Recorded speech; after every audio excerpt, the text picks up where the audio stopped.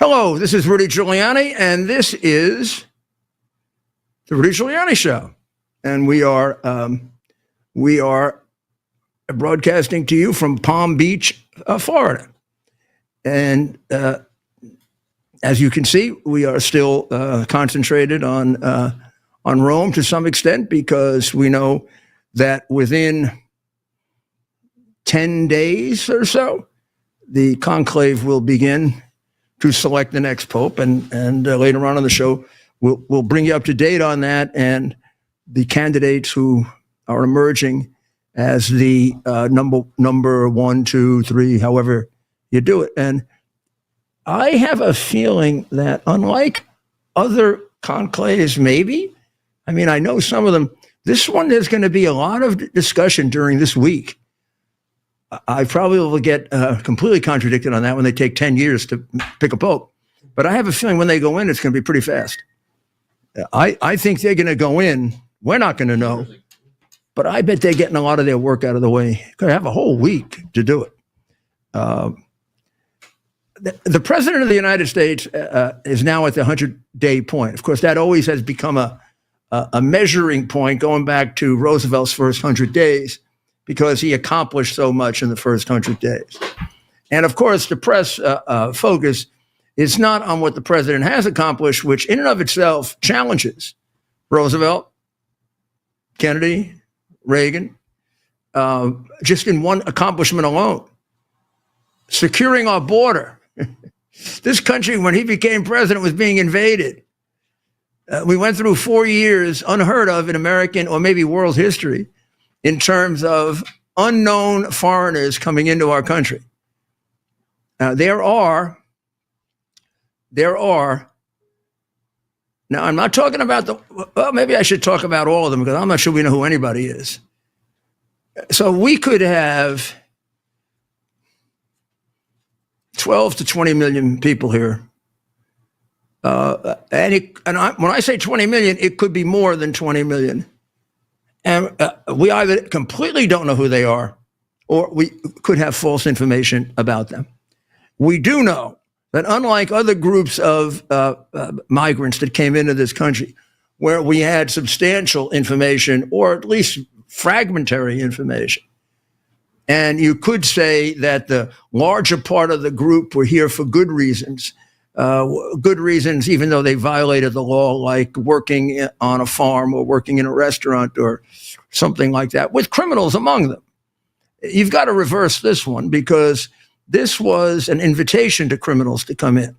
It was line up at the border and you're all going to come in, and then we're going to make you citizens. So it brought out the worst of the worst of the worst. It also engaged the experts. It engaged the organized crime groups. It engaged the drug groups. It engaged the human trafficking groups. It engaged the terrorist groups. It engaged the Islamic extremist groups. It engaged our major adversaries, certainly China and Russia. This was all a 4-year opportunity that they never had before, and hopefully will never get again, to put anybody they wanted in the United States. And within that 100 days, that has been stopped. Stopped. Not reduced by 50%, not reduced by 80%, but stopped. The numbers at the border now are down to in the hundreds when they were in the 12 and 15,000s. It's absurd what has been done just by action of the president. And maybe if you needed nothing else to see what big liars and how dangerous to the public good the prior administration was, it would be the constant statement of Joe Biden, when he couldn't do anything about it, that he couldn't get anything through Congress. The president hasn't gotten a damn thing through Congress, except we've gone down from a year in which, oh gosh, in Joe's worst year, we were 3.5 million. I don't know if we're going to be at 100,000. I don't know. All done by one president to destroy us and by another president to save us. That alone is a credential to being a great president. That one thing alone. In addition to that, he has brought in record amounts of investment in the United States from the largest company that makes the most sophisticated chips for the most intricate part of technology for the quantum computing and things like that. That is a domain of Taiwan. China trying to catch up. Taiwan controls it. Taiwan is sharing it with us in a major way. They've begun doing it already with 5 massive investments, some in Arizona, some in other places undisclosed yet. When you add that to the 5 at least automobile companies that have immediately moved, they are manufacturing, even their parts manufacturing, to the United States. When you look at all of the other companies that have pledged to come to the United States to avoid tariffs, that made the negotiation of the tariff agreements that much easier. The amount of investment in this 90-day period in the United States to a 100-day period, although it hasn't been calculated to the penny yet, is going to exceed any other time in American history. This will be the biggest raw investment in the United States ever in history. And for those who and a majority of the American people are against the tariffs because it hasn't been explained to them. For a majority of the American people who are against the tariffs, at least 75% of what happened is because of the tariffs. And you can go look at what they tell you. They tell you we're doing it because of the tariffs. The other 25% is you always invest in somebody you think would be an effective leader. Who the hell would invest in Joe Biden? Just China, right? China invested in Joe Biden for Joe Biden's sake, not for America. Now we're getting record investments in America. That's another accomplishment in 100 days that would best anything Roosevelt did, anything even my boss, Ronald Reagan, did. Indeed, Roosevelt's 100 days were kind of a fake. The Depression was worst toward the end of Roosevelt's second term than it was when he started. Thank you, Franklin. You made us poorer. You also gave us a government that was on a clear path to becoming a socialist and communist government. You changed, you double-crossed the intent of our founders. Well, it began with Woodrow Wilson. You took what was supposed to be a small central government with narrow powers, but strong ones, where most of what was going to happen would be closest to the people, and you created the Marxist model, which is a massive, overwhelming, completely non-understandable national government. So you look at that. You look at the effort that he's made to change the destruction of our culture and our religions, which is part of our culture. What he's done about protecting women who want to participate in sports. Probably the biggest protection for women's rights and legitimate protection for women's rights ever, since the ones who claim to be protecting women's rights only protected the women's rights of Democrats. So, for example, nobody protected the rights of a woman who was abused by Joe Biden. And what happened to the women that were abused by Andrew Cuomo? Oh, they just went off nowhere. If you allege abuse by a Democrat, you are either ignored or you're destroyed. They follow the well laid out path of their former perverted candidate for president, Hillary Clinton, who was the head of the bimbo squad way back in the 1980s, was it? 90s? Where they destroyed the reputation of anyone claiming to have been seduced by Bill Clinton. And then, of course, they went ahead with Ms. Lewinsky and spent 6 months destroying her reputation, Hillary leading the charge until they found out she was telling the truth. To which they have never apologized or been held to account. So, the women's rights movement was not a women's rights movement. It was another one of the numerous 20-point program by Karl Marx to make America communist and destroy the distinction between men and women, which they have come pretty close to doing. Donald Trump has worked very hard, very quickly to reestablish that. It's being challenged all over the country.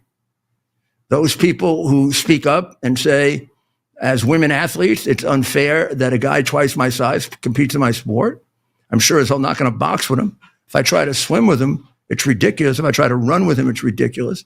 You've just destroyed any opportunity I have to be a world-class athlete. Why don't we just have men's competition and exclude women completely? And you know how these guys do? These guys end up 400, 500 with the men. It's really like my father used to tell me when I was little, because he taught me how to box, and he told me never to start a fight, always to only defend yourself, but if you defend yourself, win. And he said, never let anybody hurt women. He said, you see somebody hitting a woman, you go up to them and say, you want to fight with a man? You know how many times they ran away? I'm not going to tell you how many times I fought. Bunch of sissy boys. Any man who wants to participate in women's sports should not be, he is a man, so we have to call him a man, but we'll say a man who is biologically a man, but a sissy boy. And any man who wants to go in a ladies' room should be probably put away somewhere and examined carefully, and who knows what should happen to him. But this is the stuff that he's turned around, and much more. Now, there are three major outstanding issues, albeit big ones. The president throughout the campaign said he was going to settle the war in Ukraine. He said he was going to settle the war in Israel. And he said he was going to impose tariffs. And how is that going? So let's start with Ukraine for a moment. If you grant him a certain amount of alliteration and a certain amount of optimism, when he said, I'll settle it before I come into office, or I'll settle it right away, or we all knew that wasn't so. What we knew was he would put 100% effort into settling it as soon as he came into office and before. And since nobody else has tried to settle it, nobody else seems to give a damn how many millions of Ukrainians and Russians die. The Russians don't, the Ukrainians don't. Each one of them has their own responsibility. I'm talking about Zelensky and Putin for weaseling out of peace when it seemed to be imminent. When the other side seemed to be ready, they weren't. And vice versa. I mean, going back to the first meeting with Trump, where Trump wanted to go to Putin, hit him quick, probably had him making all kinds of boastful statements, see if he could hit him quick with a peace deal. And Zelensky held it up for 2, 3, 4 weeks with his lying about the mineral deal. And then coming to the United States all by himself, unprepared to do it and prepared to fight with the president. That got them a 3 to 4 week delay, but it did something worse than that. It gave Putin an idea. And I'm when the history of this is written, you'll find out if I'm right, but I think I am. Putin had pretty much, I think, decided with his last couple of offenses that he was going to go into the negotiations with the cards that he created. Now, here's what that means.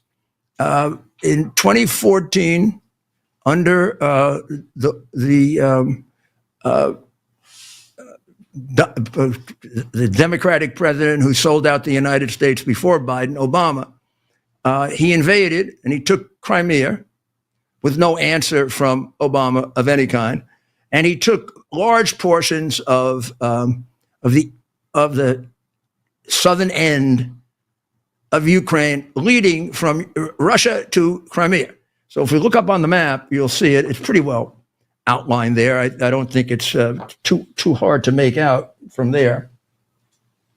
I think I can even reach it with my thingy here. So here, we're talking about this here. Possibly I should move it up a little. What do you think? Like that, huh? That a little better? Yeah. That a little better? So here's Crimea. This is the prize, right? Crimea is the prize, not necessarily because it's the richest part of that region, but because that is where their submarine bases are. That's where they used to build their submarines. That's where they have the most pro-Russian population. You've got to remember that before all of this means after Ukraine became free of the Soviets, and before let's call it the revolution of 2014, Ukraine was a united country, but it was divided, I'm going to say, into two major political parties. One of them is called the Party of Regions, but no need to know their names. Let's call them the Ukrainian Russian Party, the Ukrainian Western Party. You could pretty much split Ukraine in half. And the elections did. They were rigged, but even when you took non-rigged polls, or the best you could for non-rigged polls, you'd end up with 52% pro-Western, 48% pro-Russian. You might end up with the opposite of that. And how did it break down?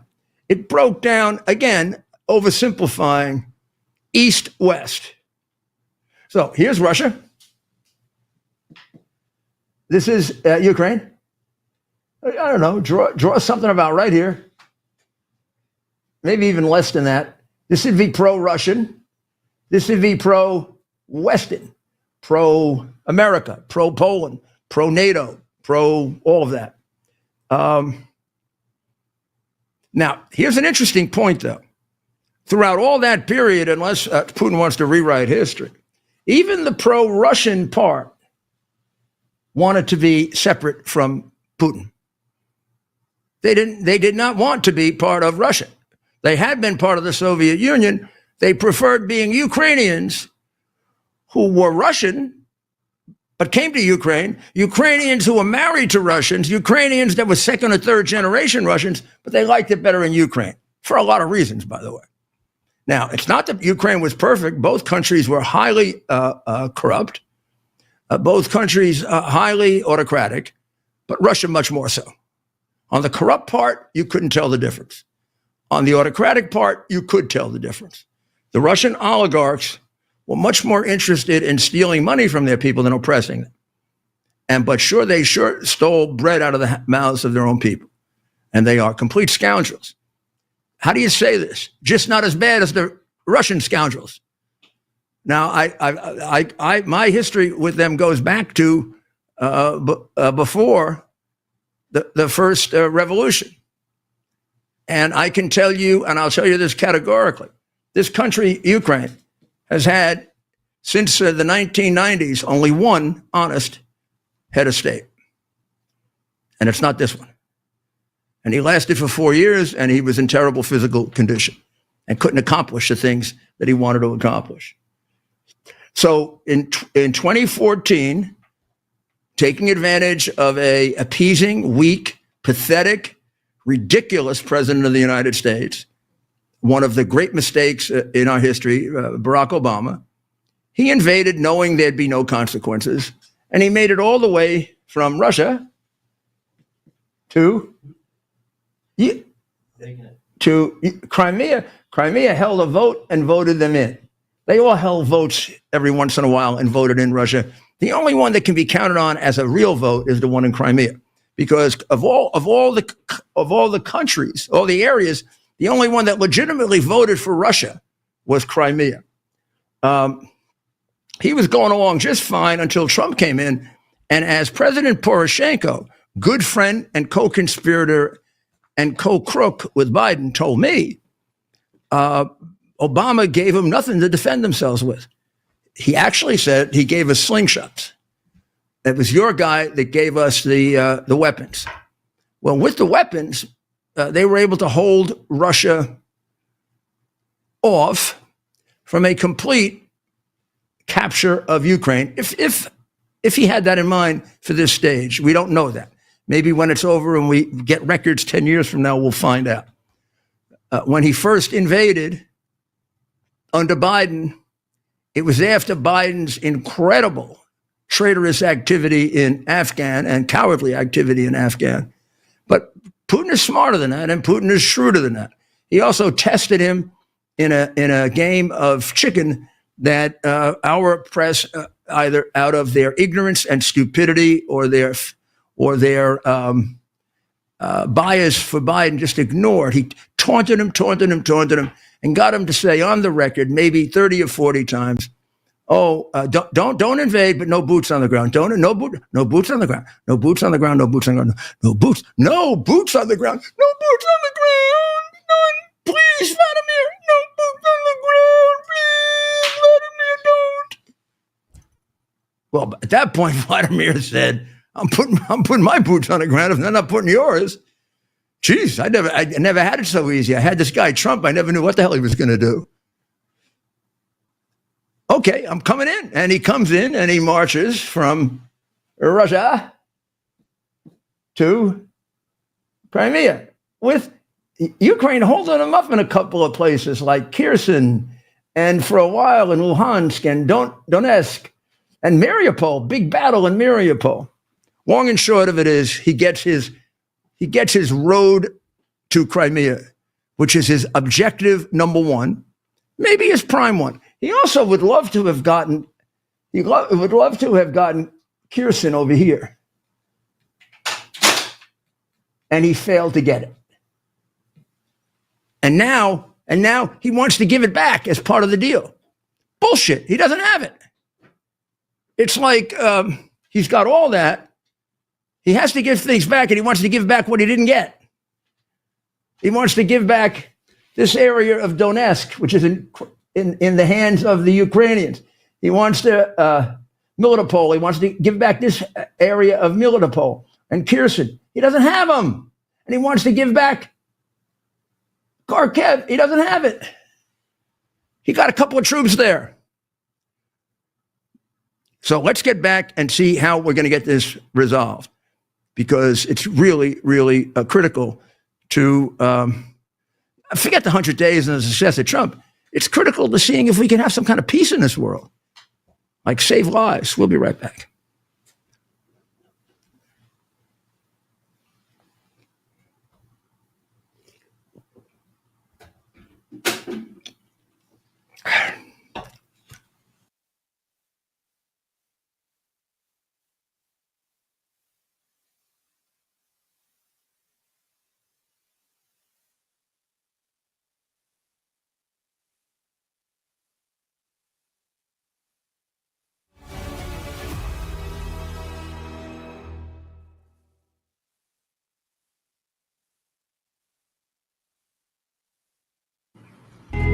All hands on deck. Here we are, pretty much at the beginning of the process here at this pristine, I call it a laboratory, not like a factory, it's like a hospital.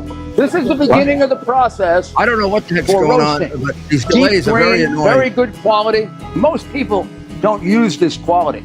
We deal with small farmers because they like to know who we're dealing with. They give us the highest quality, all organic, non-GMO. You should know all Arabica beans, no Robusto, all Arabica. They're going to go into the roaster, and it'll get roasted for about 20 minutes or so.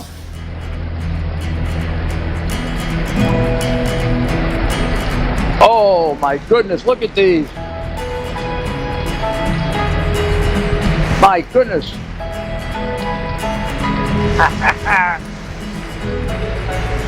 You're going to want to specially order these.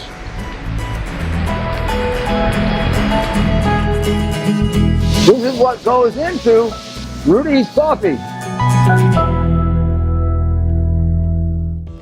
Have you ever wondered what happened to the legendary Chuck Norris? Well, I recently saw a video he made and I was shocked. That guy's amazing and he's staying active well into his 80s.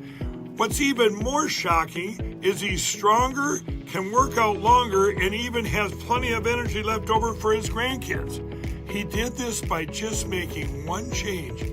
He says he still feels like he's in his 50s. His wife even started doing this one thing too, and she's never felt better. She says she feels 10 years younger, her body looks leaner, and she has energy all day. Chuck made a very special video that explains everything. Make sure you watch it by going to chuckdefense.com/Lindell. It will change the way you think about your health. Once again, that's chuckdefense.com/Lindell. You won't believe how simple it is. If you want to feel and look your best, you need to check out Pure Health Research. They have 45 premium health supplements that are designed to help you with everyday health goals. Whether it's boosting your energy or trimming belly fat, supporting healthy blood sugar, pumping your testosterone up, or even reducing swelling in your legs, Pure Health Research Supplement Store has you covered. Each formula is crafted with natural, non-GMO ingredients, backed by clinical research and manufactured right here in the USA. And here's the best part. Pure Health Research is offering you an exclusive 35% discount. Just go to purehealthresearch.com and use promo code Lindell at checkout. With their 365-day money-back guarantee, there's nothing to lose. So head over to purehealthresearch.com now, explore their 45 amazing supplements, and save 35% before this deal ends with promo code Lindell. Ourselves.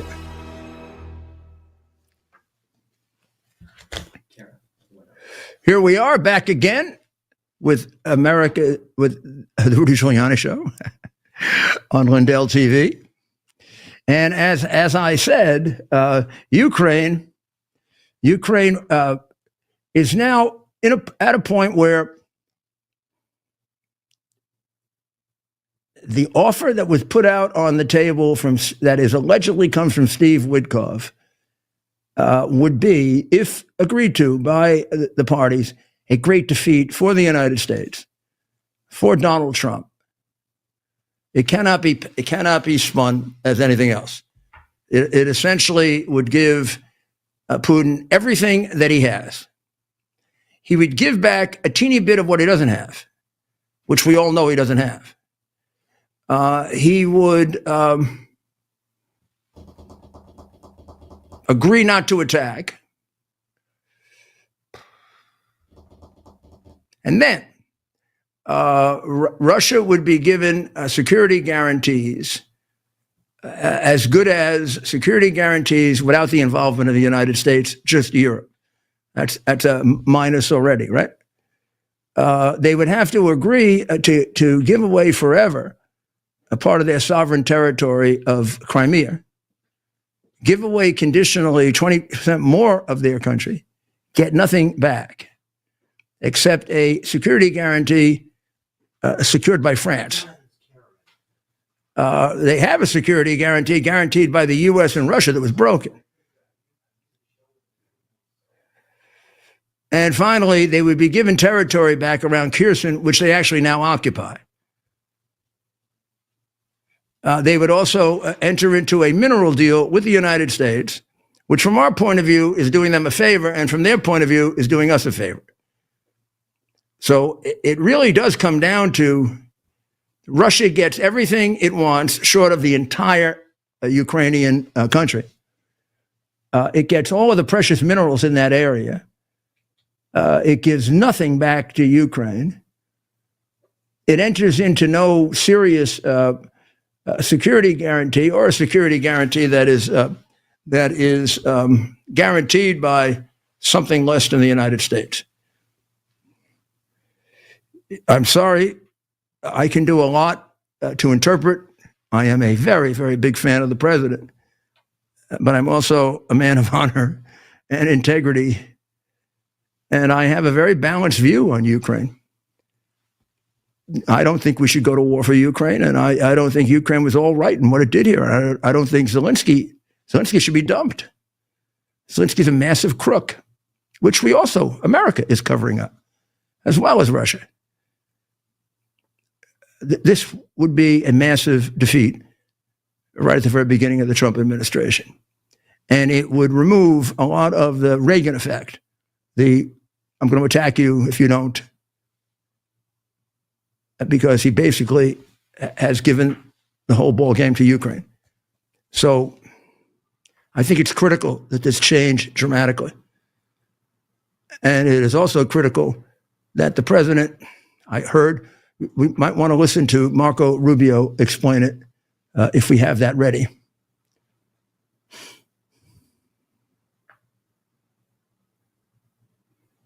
Trump and President Zelensky. Mr. Secretary, is Russia and Ukraine now closer to a deal in the wake of that meeting? Well, I think they're closer in general than they've been any time in the last 3 years, but it's still not there. And as I said, and he has said, and others have said, he's done an extraordinary job. At the highest levels of our government, the president has put out everybody you can imagine, Ambassador Witkoff, myself, the National Security Advisor, the Vice President, been involved and engaged in this effort to bring the two sides closer so we can have path to peace. By the way, that's something that should be celebrated. He's trying to end a 3-year war that has no military solution, where every day people are dying, especially on the Ukrainian side, in many cases civilians and children, as we've seen the images over the last few weeks. He's trying to bring this war to an end, and we've made real progress. But those last couple steps of this journey were always going to be the hardest ones, and it needs to happen soon. We cannot... Well, excuse me, you caught me drinking Trump juice. If we take a look on the board, that'll summarize it for you. What Russia gets: formal U.S. recognition of Crimea, something the United States, by agreement, has said it would never do, to recognize a conquered land. De facto recognition of its occupation of the 4 other regions that we showed you. Unclear. Do they take the rest of the territory there or don't they? But that should not be a bargain. Ukraine already controls it. It'd be like, giving Ukraine what it already has.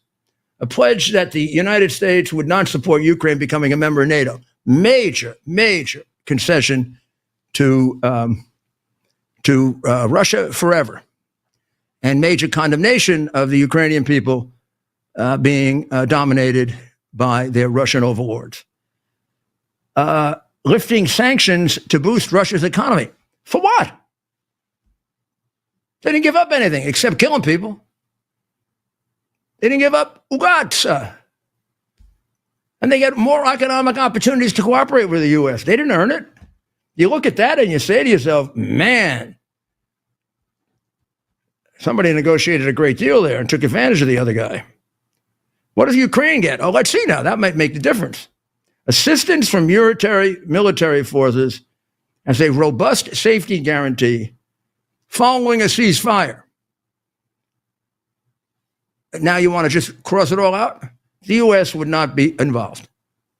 You think Russia gives a damn about all those other European powers but the U.S.? So that's zero. Russia, there you could put down, Russia gets zero.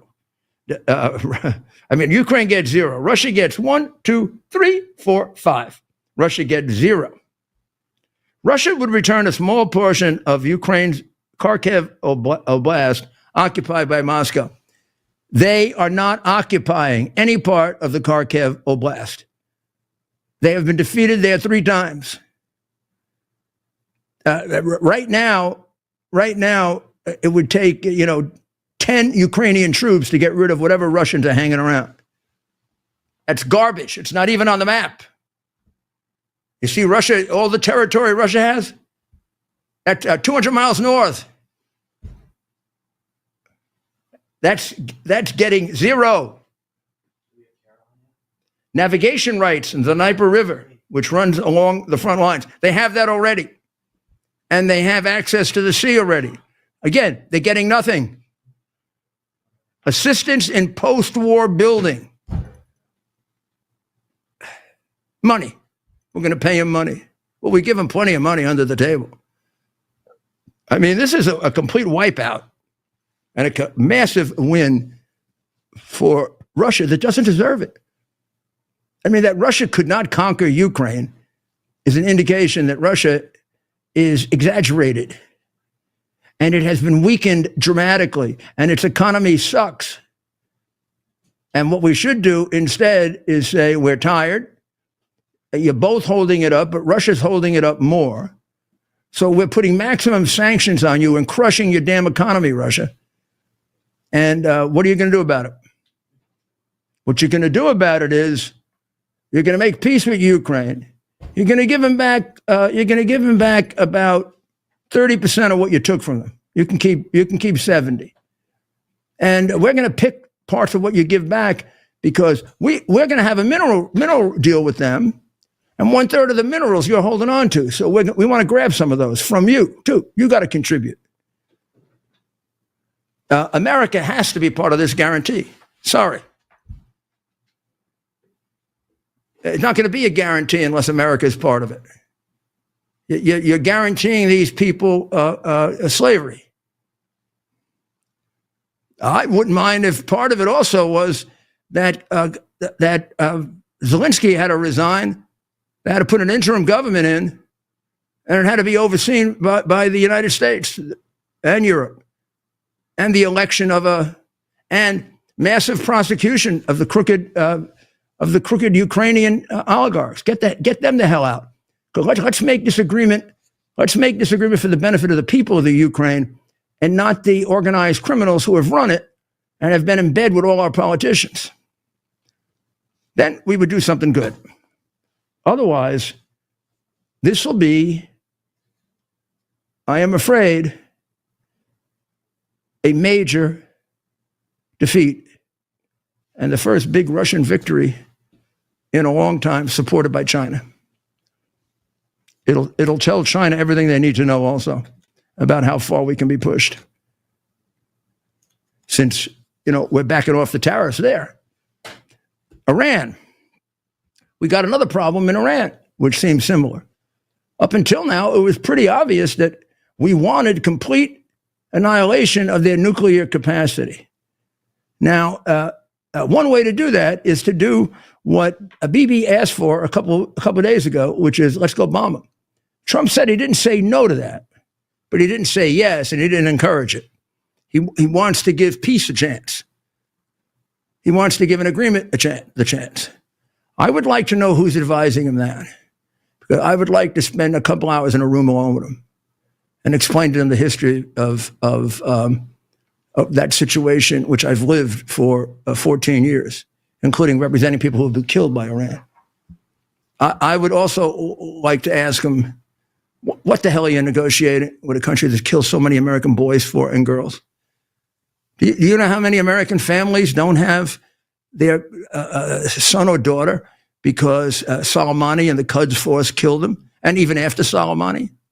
Do you know that every Friday when they conclude their prayers, they talk about death to Israel? If that's not enough to get you, how about death to America? You know what America is, right? And do you really think, with whatever brain you have operating, do you really think that you can make an agreement on paper with the Ayatollah Khamenei and the people around him who are homicidal maniacs, who take half the money designed for their people and give them to the worst terrorist groups in the world that kill Americans, among others, that encouraged and financed and assisted Hamas's horrific attack on Israel, and who are committed down to from the toes down to their toes, up to their head, to destroying the Jews. Their commitment to destroying the Jews goes back to their alliance with Hitler, with the Grand Mufti. And you're going to reach a written agreement with them? That's worth what? Here, you want a written agreement? Here's a written agreement. You agree to allow us to enter Iran, America and Israel, and without any interference to go to every single one of the places that you have nuclear facilities and destroy them. Get rid of the civilians so we don't kill them. We'll do it all in 30 to 60 days. If that happens, we'll then assess whether we want a treaty with you. But we're going to get rid of your entire nuclear capacity, make it impossible for you to recreate it in 20 years. Then you're going to remove the Ayatollah from office, because we cannot tolerate a mass, insane, homicidal maniac in office. And also, please, please, please, please, I don't know who's making policy there, but I hope you realize you're not going to have peace in the Middle East so long as the Islamic Republic of Iran exists. Why? Because their main objective is to destroy the state of Israel and the Jewish people. Start negotiating like Ronald Reagan and not like Barack Obama. Peace with strength means strength. It doesn't mean letting Putin have everything he wants in Ukraine and letting the Ayatollah sucker us into another worthless paper agreement. You do both of these things,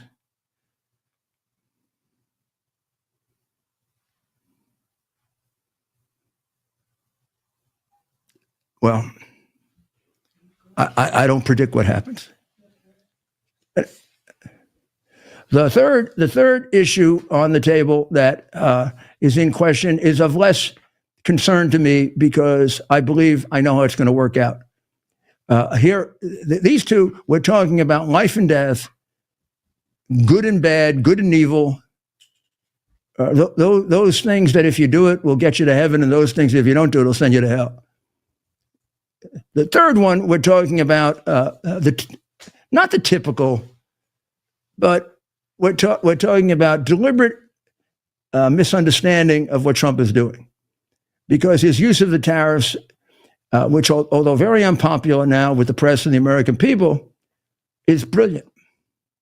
Nothing short of brilliant. Nobody could have done this. No tariff has gone into effect that's hurting us yet. Many tariffs have not gone into effect that's making trillions of dollars for us.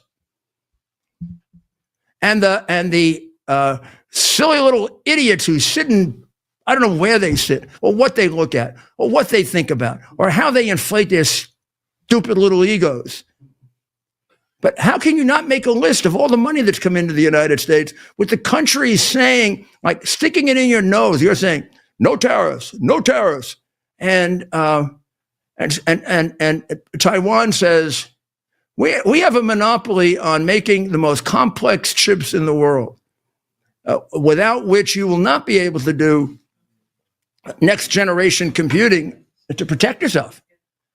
And we're going to share it with the United States to the tune of trillions of dollars. Because, well, in their case, it's a dual situation. It's escaping the tariff, but also securing against a possible invasion by China.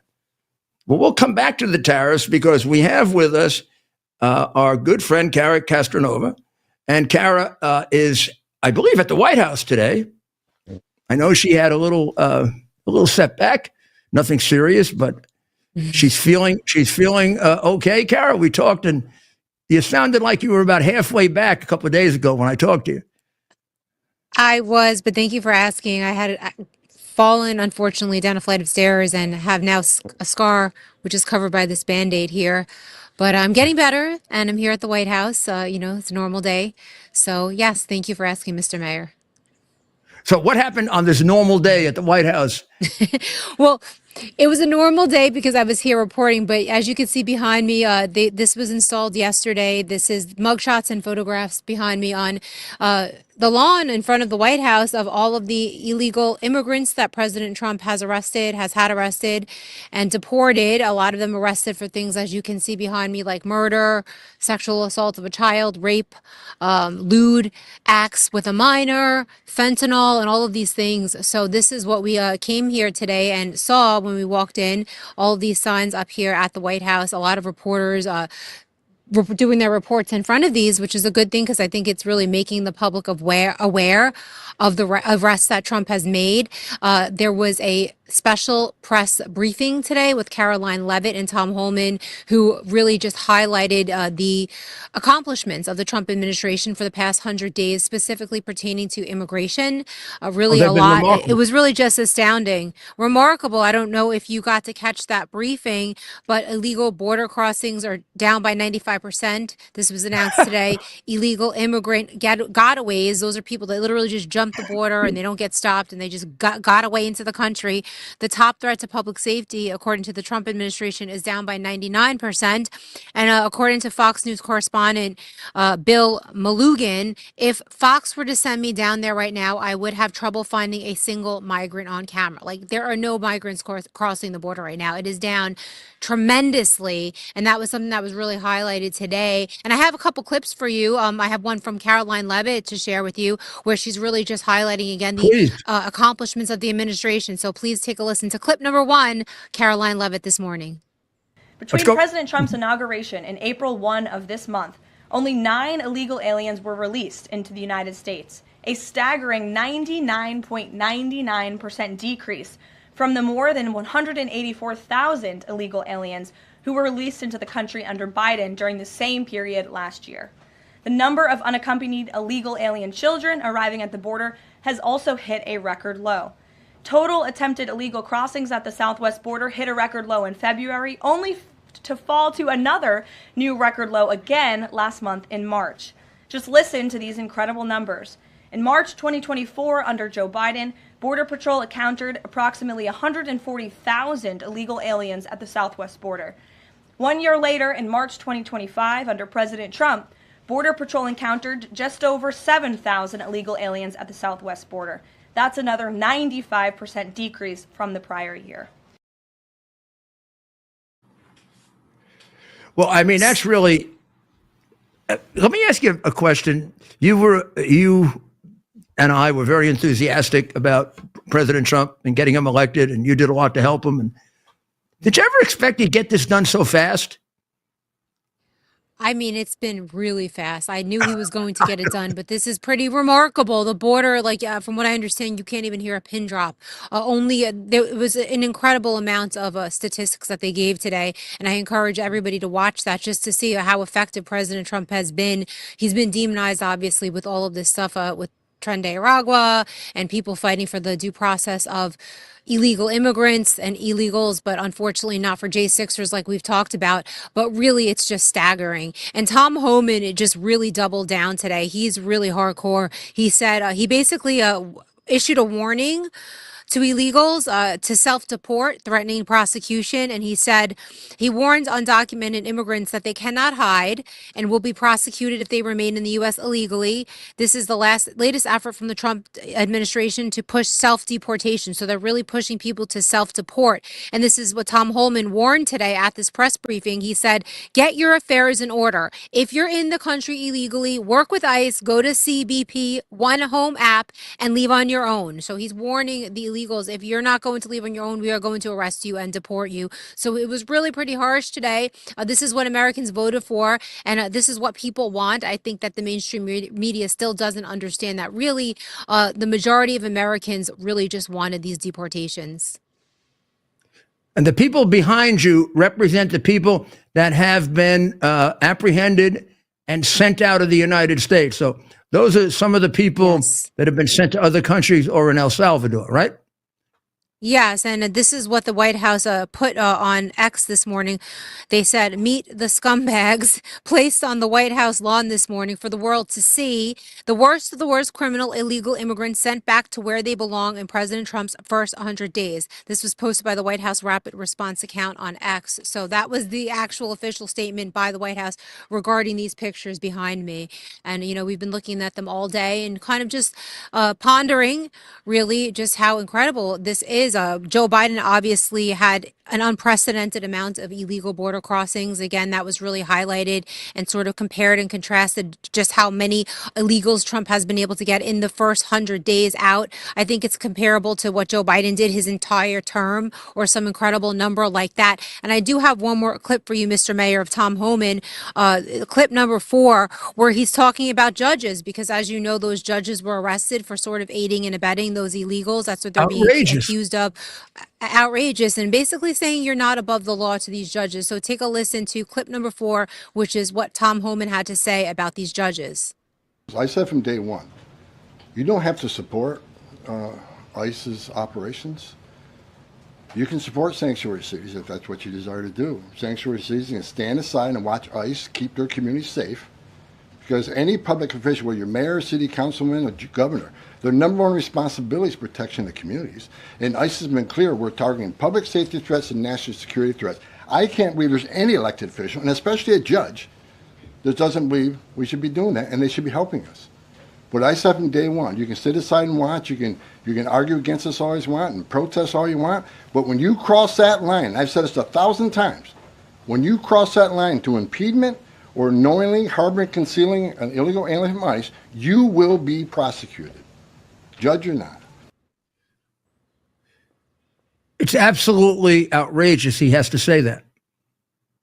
It's absolutely outrageous. It's outrageous, it's a testament yes. on how terrible our country had become under Biden and how lawless it had become. The judges now aid and abet dangerous criminals to go free. Well, Right, they're and doing a judges great are not job. above the law.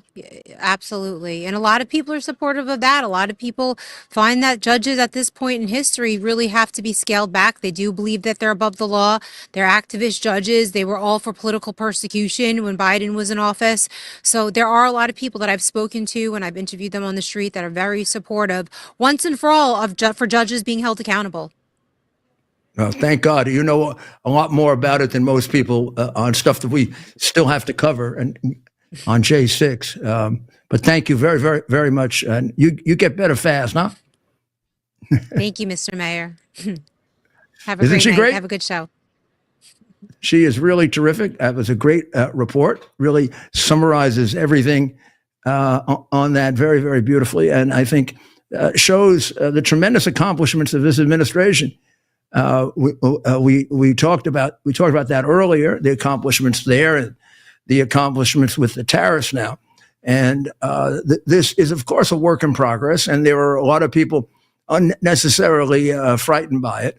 But his management of it is nothing short of brilliant. And when you look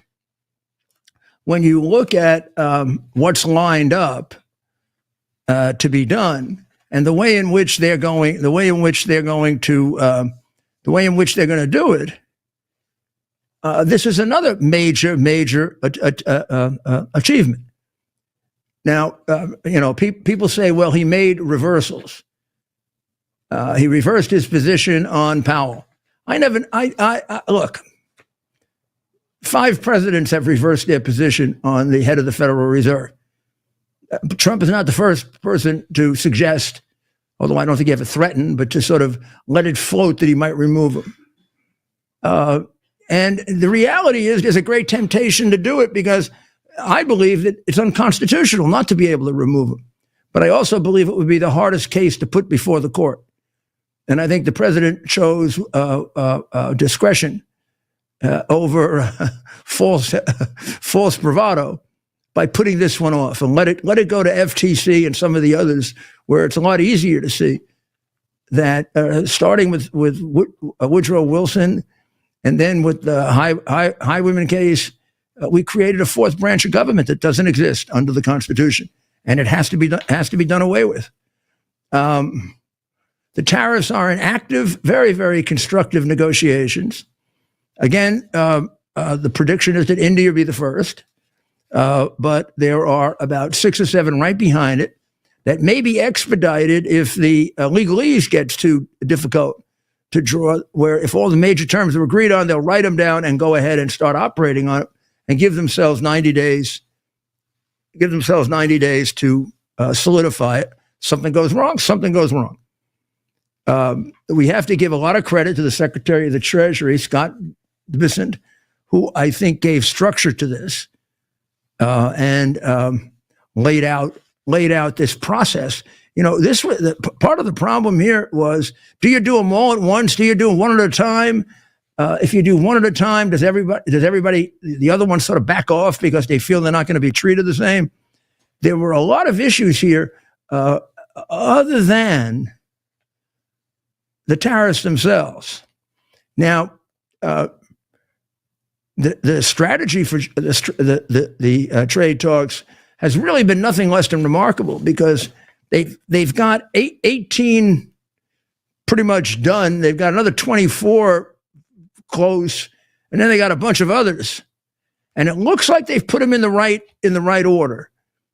So I would say, although you haven't seen all the results of this yet, any fair observer, which excludes most of the press, would say this is a remarkable accomplishment. And by the next quarter, this is going to be another historic achievement. And I'm hoping, you know the two I'm praying about, and those are Ukraine and Iran. I'd like to see those be historic also. I did on Friday recommend the article by Kimberly Strassel, where she and I don't agree completely on tariffs and things like that. But I do think, and this is in the area where I find some sensitivity and some weakness. There needs to be a complete rededication to peace through strength. And peace through strength only works if they're afraid of you. You give them one back off from the red line, like Obama did, it's over. And that's why I want to see agreements that are weighted in favor of Trump here. That shows how tough he is, because they will play a big role in what we're going to have to deal with in China also, because no one's watching this more closely than Xi Jinping. So Bibi, will go along because he has to. But he has tried. This weekend, he said the only thing that would really work is that the entire nuclear infrastructure is dismantled. Tehran has to be completely free of nuclear capacity. Remove all of the infrastructure, akin to what happened in Libya in 2003, where we went in and took it out. So I think that and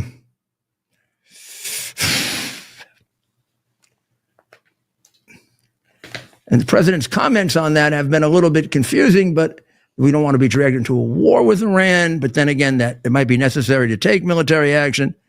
And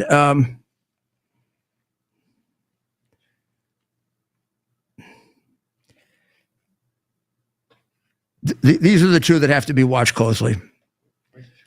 Melanie Phillips in the Post has written, President Trump's attitude toward Iran is causing many to scratch their heads. But I don't think we can really come to a conclusion on that until we come to an end. So we're going to take a short break. Well, we're not going to take a short break. We're right near the end here, and when we come back to America's Mayor Live on X in about 3 minutes, we will be talking to you about the Pope and about a lot of politics that are going on, and give you some focus on who's going to be selected. So God bless America. Please, dear God, pray for the success of these peace talks on terms that will affirm peace and affirm decency and democracy and peace and security for the people of the world. And of course, God bless America.